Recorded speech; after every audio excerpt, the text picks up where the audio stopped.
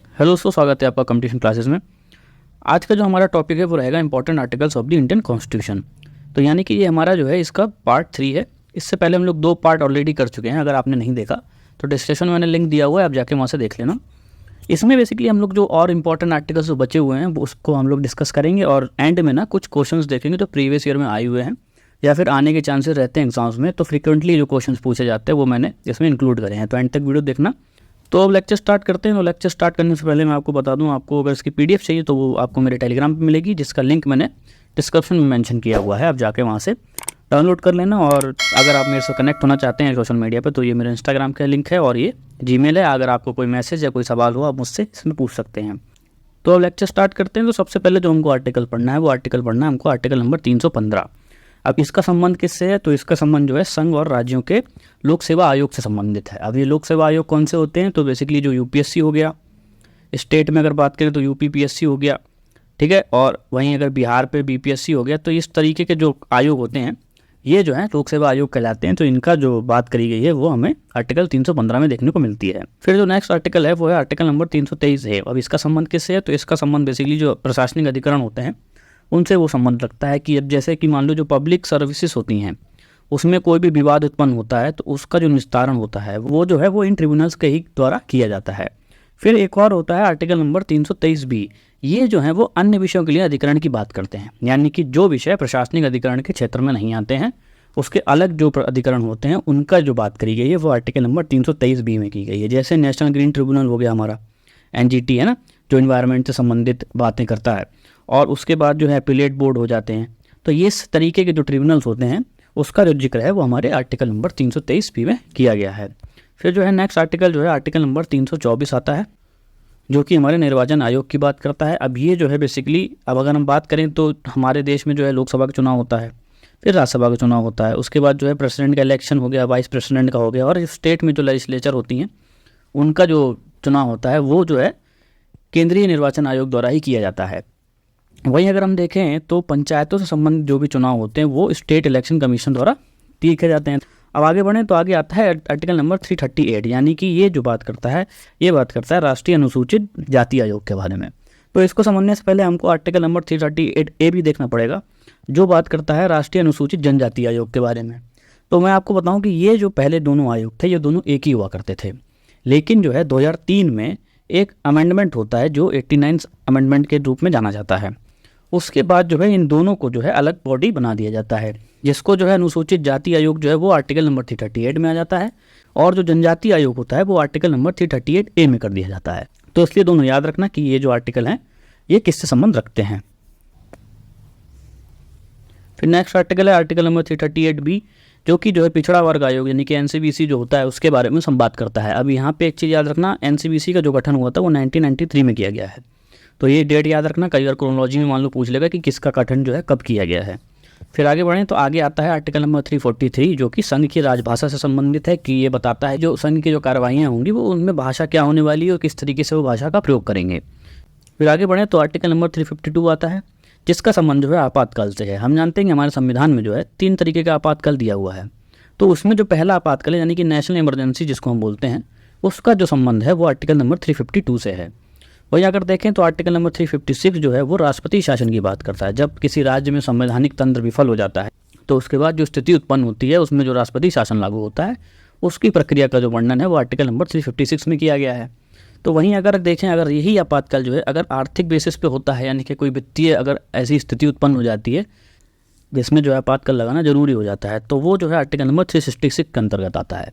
तो ये तीनों आर्टिकल जो इंपॉर्टेंट है याद रखना। अब नेक्स्ट आर्टिकल पढ़ते हैं। तो नेक्स्ट आर्टिकल आता है आर्टिकल नंबर 368, जो कि संविधान के संशोधन से संबंधित है। ये बताता है कि संविधान में संशोधन किस तरीके से किया जाएगा।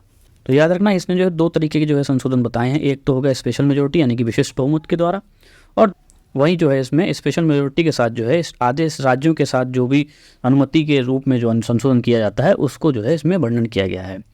बट यहाँ पे बात कर रहे हैं तो एक केस बहुत इंपॉर्टेंट हो जाता है संविधान के संशोधन से संबंधित, जो कि 1973 में हुआ था, जिसको हम केशवानंद भारती केस बोलते हैं। ये बहुत ही ज़्यादा इंपॉर्टेंट केस होता है। अब इसमें बेसिकली क्या होता है, इसमें जो है बेसिक स्ट्रक्चर यानी कि मूल ढांचे का जो सिद्धांत आता है वो इसी से निकल के आता है। इसमें बेसिकली ये बांध दिया था कुछ संविधान के ऐसे फीचर्स थे जिसको मूल ढांचे के अंतर्गत रख दिया था, जिसका जो है हनन किए बिना संविधान में संशोधन किया जा सकता है। तो जो इंपॉर्टेंट केस हो जाता है, अब यहाँ पे याद रखना। फिर नेक्स्ट जो है वो आर्टिकल नंबर 371 आता है और उसमें कई सारे जो है क्लॉज दिए हुए हैं। अब ये क्लॉज किससे संबंधित है, तो मैच द फॉलोइंग में अक्सर एग्जाम्स में क्वेश्चन आते हैं। तो यहाँ पे याद रखना 371 जो आर्टिकल है वो बेसिकली महाराष्ट्र और गुजरात के जो स्पेशल प्रोविजन मिले हुए हैं उससे संबंध रखता है। और वहीं अगर आर्टिकल नंबर 371A देखते हैं तो ये नागालैंड से संबंध रखता है। वहीं 371B जो है वो आसाम से संबंधित है। वहीं अगर सी की बात करते हैं तो ये मणिपुर से संबंध रखता है। फिर आर्टिकल नंबर 371D आता है, ये बेसिकली जो है आंध्र प्रदेश और तेलंगाना के जो स्पेशल प्रोविजन से संबंधित होता है। फिर ई आता है जो कि आंध्र प्रदेश में सेंट्रल यूनिवर्सिटी के निर्माण की बात करता है। वहीं अगर आप बात करें 371F की तो वो सिक्किम से संबंधित है। और 371G जो होता है वो मिजोरम से संबंधित होता है। 371H जो है वो अरुणाचल प्रदेश से संबंधित है। 371I जो है गोवा से, और 371J जो है वो कर्नाटक से संबंधित है। तो ये सारे जो हैं क्रम से याद रखना और इनको मैच करने के क्वेश्चन अक्सर एग्जाम्स में आते हैं। तो यहाँ तक जितने भी इंपॉर्टेंट आर्टिकल्स थे वो मैंने आपको यहाँ पे समझा दिए हैं। जो भी देखो सारे आर्टिकल्स तो पॉसिबल नहीं है याद रखना, बट जो भी जितने भी इंपॉर्टेंट मुझे लगे वो सारे हो गए हैं। बाकी अब हम कुछ क्वेश्चंस देख लेते हैं जो प्रीवियस ईयर में आए हुए हैं और किस तरीके से आपको आइडिया लगेगा कि कैसे क्वेश्चन एग्जाम में पूछ सकता है। तो यहाँ पे सबसे पहला क्वेश्चन आता है कि there were originally how many articles in the constitution of India. तो सबसे पहले आपको ये पता होना चाहिए कि ओरिजिनली का मतलब क्या है। यहाँ पे ओरिजिनली का मतलब ये है कि जब संविधान हमारा लागू हो, यानी कि 26 जनवरी 1950 को जब हमारा संविधान लागू होता है तो उस समय ये पूछ रहा है कि कितने हमारे आर्टिकल्स हुआ करते थे। तो देखो जैसे जैसे समय बीता ना तो समय की डिमांड को लेकर कई सारे संशोधन होते गए। तो उन संशोधन से कुछ प्रावधान जोड़े गए, कुछ हटे, तो कुछ नए आर्टिकल भी इंक्लूड हुए होंगे। तो इसलिए ये पूछ रहा है कि ओरिजिनल कॉन्स्टिट्यूशन में कितने हमारे आर्टिकल हुआ करते थे। तो इसमें ऑप्शन दिया है 420, पी ऑप्शन है 380 और तीसरा जो है वो है 395 और डी ऑप्शन दिया हुआ है 270। तो यहाँ पे जो सही आंसर हमारा हो जाएगा वो हो जाएगा 395। ठीक है, अब नेक्स्ट क्वेश्चन देखते हैं। तो नेक्स्ट क्वेश्चन कह रहा है कि Indian constitution currently consist of how many articles. अब यहाँ पे जितने संशोधन हो चुके हैं ये प्रेजेंट की बात कर रहा है कि इतने सारे संशोधन बीतने के बाद जो है अब कितने आर्टिकल हैं हमारे यहाँ। तो यहाँ पे जो है पहला दिया हुआ है इसमें 300 आर्टिकल्स, दूसरा 350 आर्टिकल्स, सी जो है मोर देन 400, एग्जैक्ट फिगर नहीं दी है, डी कह रहा है कि मोर देन 500 आर्टिकल्स। तो इसमें जो सही आंसर हो जाएगा हमारा हो जाएगा more than 400 articles, option number C हमारा सही होगा। फिर अगला क्वेश्चन देखते हैं। तो कह रहा है कि article 368 of the Indian constitution deals with. तो इसमें ऑप्शन दिए हुए हैं, ए दिया हुआ है इमरजेंसी प्रोविजंस, बी दिया हुआ राइट टू इन्फॉर्मेशन, सी जो है इमरजेंसी, फिर आ गया ये 2 बार आ चुका है, और डी जो है अमेंडिंग प्रोसीजर से है। तो यहाँ पे सही आंसर जो हो जाएगा हमारा हो जाएगा अमेंडमेंट प्रोसीजर से, क्योंकि अभी हमने पिछले ही स्लाइड में बात करी है कि 368 जो है 2 प्रकार से संशोधन की बात करता है। तो ये जो 368 आर्टिकल है ये हमारे संशोधन से संबंध रखता है। इमरजेंसी प्रोविजन हमने बात करी जो है 3 तरीके की इमरजेंसी बात करी गई, जो 352 में है, 356 में है और 360 में है। ठीक है, अब ये कौन कौन सी है ये मैंने आपको पहले बता रखी है। राइट टू इन्फॉर्मेशन कोई आर्टिकल नहीं है, ये बेसिकली एक्ट के थ्रू बनाया जो कि 2005 में आया था। ठीक है, तो ये चीज़ें याद रखना, एक्स्ट्रा नॉलेज भी आपको पता होनी चाहिए कि एक एक ऑप्शन पर अगर आप काम करेंगे तो आपकी प्रिपरेशन काफ़ी मजबूत होती चलेगी। हम नेक्स्ट क्वेश्चन देखते हैं। तो which of the following article of the Indian constitution ensure freedom of press in India. तो यहाँ पे आर्टिकल 25 दिया हुआ है, आर्टिकल नंबर 19 है, आर्टिकल 350 है और आर्टिकल 326 है। तो यहाँ पे हमको बताना है कि कौन सा आंसर हमारा सही होगा।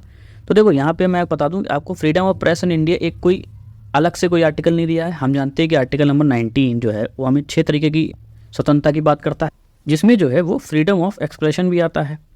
तो यही इसी का संबंध जो है वो फ्रीडम ऑफ प्रेस से भी है। तो यहाँ पे जो हमारा सही आंसर हो जाएगा वो आर्टिकल नंबर 19 हो जाएगा, जो कि हमारा freedom of press of India से संबंध रखता है। तो हम नेक्स्ट क्वेश्चन देखते हैं। तो वो कह रहा है विच article of the Indian constitution deals with the fundamental duties, यानी कि जो मूल कर्तव्यों से संबंधित जो आर्टिकल है वो कौन सा है। तो यहाँ पे दिया हुआ article number 51A, B option 52V, C option 52A और डी ऑप्शन 51B। तो हम जानते हैं कि इसका जो संबंध है आर्टिकल नंबर 51A से है, जो कि स्वर्ण सिंह कमेटी के जो है रिकमेंडेशन पे आई थी। ये हमारे मूल संविधान में जुड़ी नहीं थी। इसमें जो है 42nd जो अमेंडमेंट हुआ है हमारा 1976 में, उसके द्वारा जो है इनको हमारे संविधान में जगह मिलती है, जो कि 51A से संबंधित है।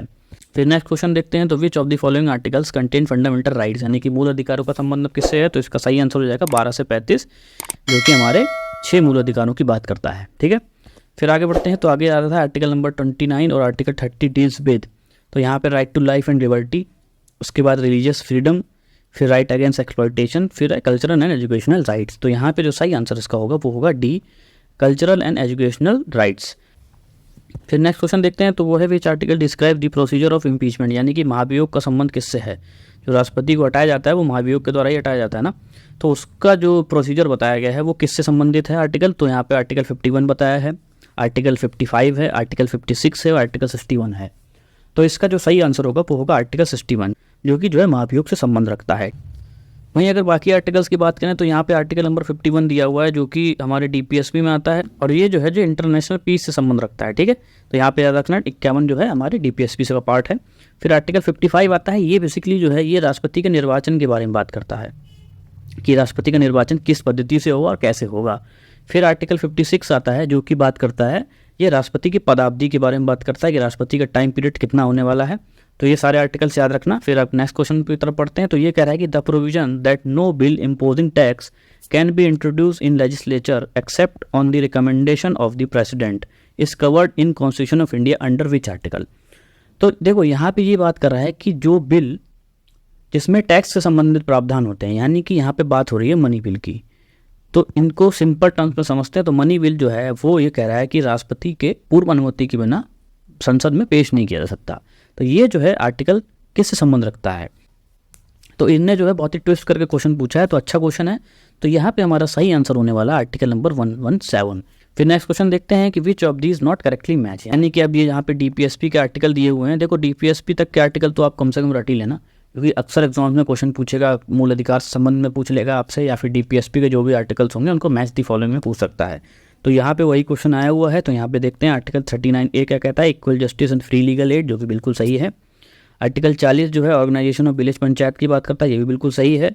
आर्टिकल 44 यूनिफॉर्म सिविल कोड की बात करता है, एकदम करेक्ट है, जो कि अभी हाईलाइट भी है यूनिफॉर्म सिविल कोड। मैंने इस पर सेपरेट वीडियो बनाया है, आप जाके चेक कर लेना मेरे चैनल पे। फिर बात करते हैं आर्टिकल नंबर 48 की। ये कह रहा है separation of judiciary from executive, ये गलत है, क्योंकि आर्टिकल 48 की अगर हम बात करते हैं तो ये एग्रीकल्चर से संबंधित है, और वहीं अगर separation of judiciary from executive की बात करते हैं तो इसका संबंध जो है वो आर्टिकल नंबर 50 से होता है। ये दोनों ही DPSP के पार्ट हैं। तो यहाँ पे ये जो इंपॉर्टेंट क्वेश्चन, अच्छा क्वेश्चन है, इसको याद रखना। अब नेक्स्ट क्वेश्चन की तरफ चलते हैं। तो यहाँ पे बात कर रहा है आर्टिकल नंबर 14, आर्टिकल नंबर 15 और 16, 17, ये इनको मैच करना है कि इनका जो सही मैच क्या होने वाला है। तो अगर हम बात करें आर्टिकल नंबर 14 की, तो ये जो है ये बात करता है विधि के समक्ष समानता की। ठीक है, यानी कि जो फंडामेंटल राइट हैं उसमें जो समानता का जो अधिकार होता है, उसमें जो आर्टिकल नंबर 14 है ये विधि के समक्ष समानता की बात करता है। ठीक, वहीं अगर आर्टिकल 15 की बात करते हैं तो ये बात करता है किसी भी तरीके का कोई डिस्क्रिमिनेशन नहीं होगा, अगर रिलीजियस के उसमें रेस के रूप में है ना, तो जाति के रूप में, तो इस तरीके के जो डिस्क्रिमिनेशन होते हैं तो ये उसको रोकने के संबंध में है।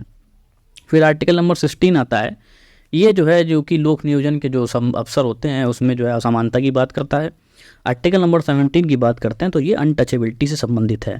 तो यहाँ पे देखो आर्टिकल नंबर 17 जो है 17 का 3 मैच हो जाएगा। फिर आर्टिकल नंबर 16 जो मैंने आपको बताया है, जो कि लोक नियोजन के विषय में अफसर की समानता से संबंधित होती है, तो इसका संबंध हो जाएगा चौथे से।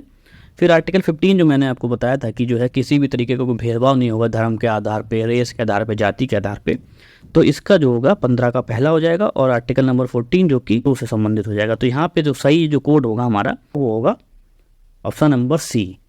फिर आगे बढ़ें तो आगे हमारा नेक्स्ट क्वेश्चन आता है, ये कह रहा है कि यही यहाँ पे मैच करने को बोल रहा है। इसमें आर्टिकल 153 दिया हुआ है, आर्टिकल 154 दिया हुआ है, 155 है और 156 है।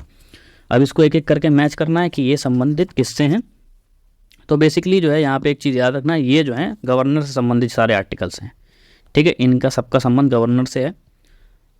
तो मैच करते हैं अब। तो आर्टिकल 153 जो है जो हो जाएगा B से संबंधित। फिर आर्टिकल 154 जो है तो इसका जो सही मैच होगा वो होगा दूसरे का D हो जाएगा। तीसरा जो है 155 है जो कि राज्यपालों की नियुक्ति के बारे में बात करता है, तो यहाँ पे तीसरे का A हो जाएगा। और चौथा जो है हमारा C से मैच हो जाएगा। तो इसका जो सही आंसर हो जाएगा वो होगा ऑप्शन नंबर 2, जो कि हमारा सही आंसर होगा। फिर आगे बढ़ें तो नेक्स्ट क्वेश्चन फिर मैच करने को आ जाता है कि match the list two 1 and 2। तो यहाँ पे दिया हुआ है formation of new states of India, citizenship of India, fundamental right, setting of administrative tribunals. तो अब इसको अगर मैच करते हैं तो ए का जो फॉर्मेशन न्यू स्टेट है वो आर्टिकल नंबर 3 से मैच हो जाएगा, सिटीजनशिप ऑफ इंडिया जो पार्ट 2 से हो जाएगा, फंडामेंटल राइट जो है वो पार्ट 3 से हो जाएगा, और चौथा वाला जो है वो 323A से हो जाएगा। तो हो जाएगा यहाँ पे ए का 2 और बी का पहला, तो ए का 2 जो है ये हो जाएगा हमारा सही आंसर। ठीक है, ए ऑप्शन। तो अब आगे बढ़ें तो यहाँ पे दिया हुआ है the constitutional status has been given to panchayat under article. तो इसमें बताना है कि जो पंचायतों को जो संवैधानिक दर्जा दिया हुआ है कौन से संशोधन के थ्रू, 73rd अमेंडमेंट हुआ था 1992 में, उसके थ्रू जो है इनका गठन होता है। और इसका आर्टिकल कौन सा है, तो यहाँ पे सही आंसर होगा ऑप्शन नंबर B 243।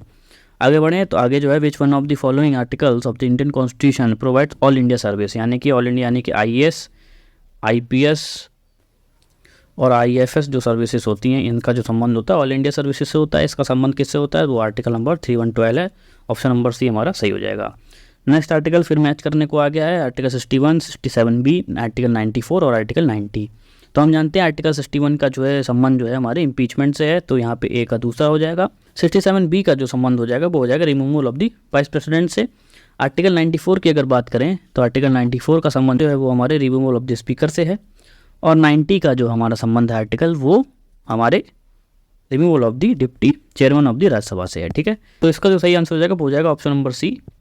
फिर आगे बढ़ते हैं तो नेक्स्ट क्वेश्चन कह रहा है कि under which article of the Indian constitution there is provision of high courts of for union territory, यानी यूटीज़ के लिए जो हाई कोर्ट की बात करी है वो कौन से आर्टिकल में की गई है। तो यहाँ पे जो है सही आंसर हो जाएगा आर्टिकल नंबर 241 जो इसका सही आंसर होगा।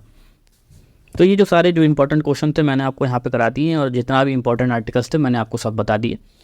बाकी इसको रिवीजन करते रहो और वीडियो जो भी हैं आप देखना, और क्वेश्चन ज़्यादा प्रैक्टिस कर लो तो आपको सारे आर्टिकल जो हैं याद हो जाएंगे। और आपको अगर वीडियो अच्छा लग रहा हो तो वीडियो को लाइक करना, शेयर करना, सब्सक्राइब करना, और मिलते हैं हम नेक्स्ट वीडियो में। Thank you so much, bye.